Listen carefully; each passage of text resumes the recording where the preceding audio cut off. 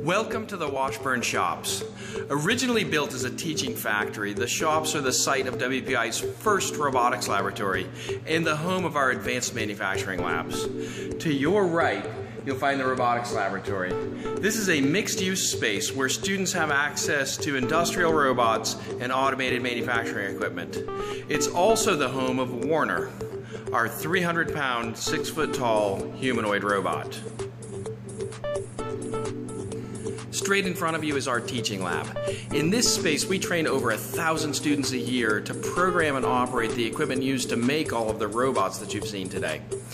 In fact, the processes we teach in this lab are the most important manufacturing processes in the world today.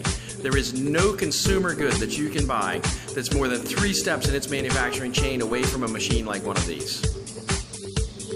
So please, come into the lab. You can make a part that you can take home with you.